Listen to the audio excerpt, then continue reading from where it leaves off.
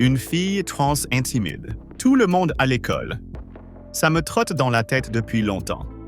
C'est arrivé vers le mois de mai, bien avant mon dernier jour d'école, mais je m'en souviens comme si c'était hier.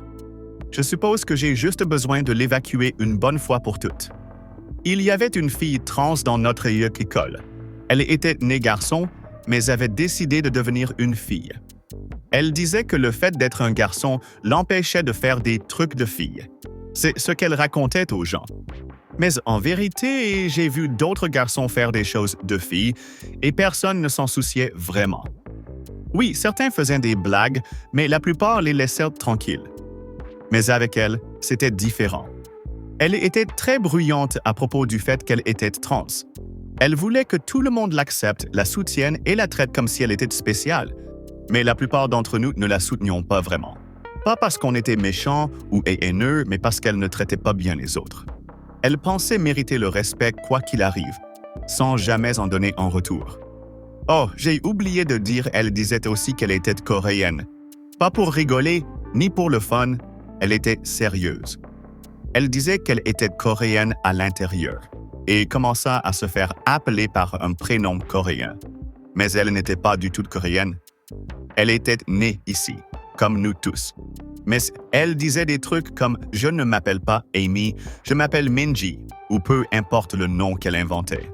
Notre prof ne la soutenait pas non plus. Il continuait à l'appeler par son prénom original, Amy. Et chaque fois qu'il le faisait, la fille trans secouait la tête et disait « Non, ce n'est pas mon nom ».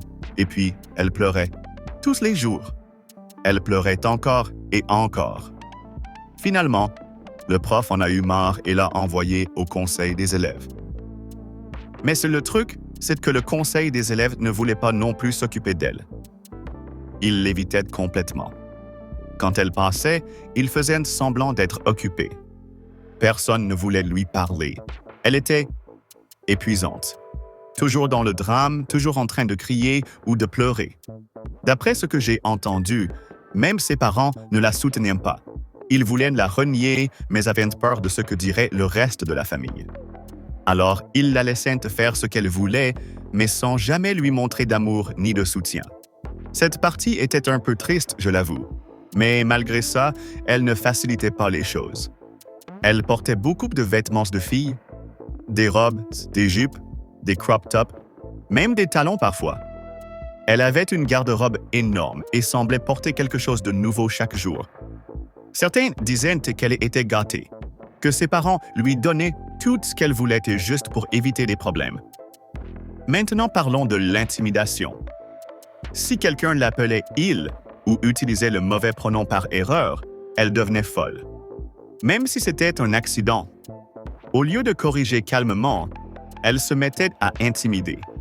Elle insultait, volait des déjeuners ou même de l'argent. Oui, sérieusement.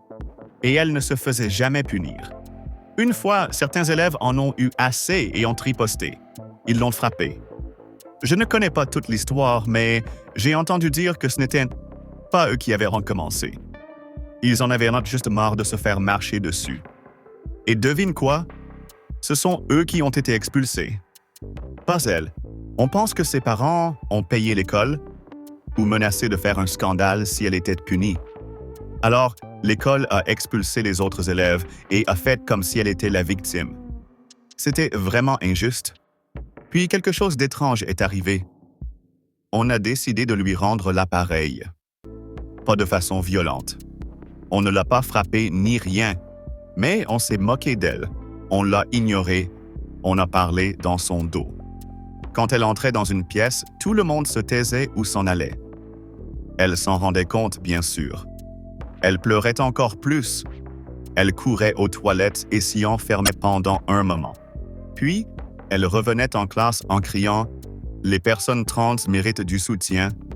Pourquoi vous ne me soutenez pas ?» Mais à ce stade, on était juste épuisés. Elle ne traitait personne avec gentillesse, mais attendait que tout le monde soit gentil avec elle. Elle était méchante, bruyante, et faisait tout tourner autour d'elle. Si juste une personne lui disait quelque chose de gentil, elle changeait complètement d'humeur. C'était bizarre. Elle pouvait pleurer le matin et sourire l'après-midi, juste parce que quelqu'un lui disait « Tu es jolie aujourd'hui » et là, les choses sont devenues encore plus bizarres. Le dernier jour d'école, notre classe avait prévu une soirée pyjama, juste pour s'amuser. Tout le monde était invité, sauf elle. Et on ne lui avait même pas dit qu'elle n'était pas invitée.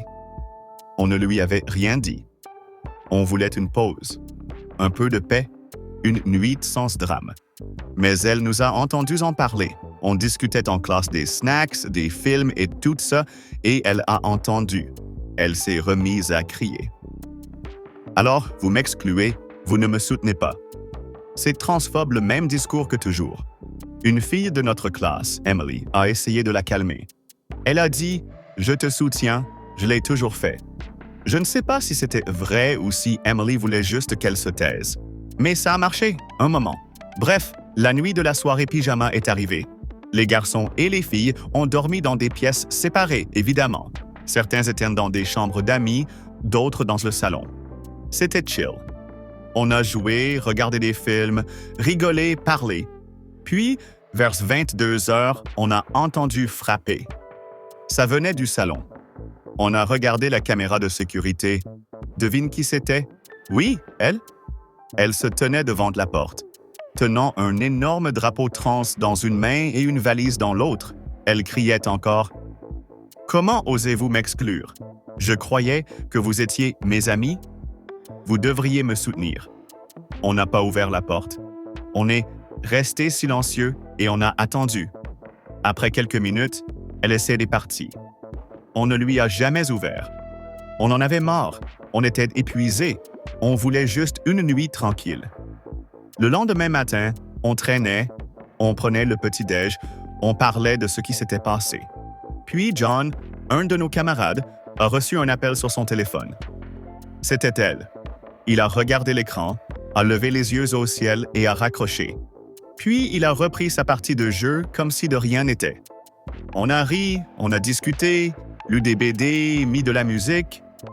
C'était un bon moment. Maintenant, on est presque en août.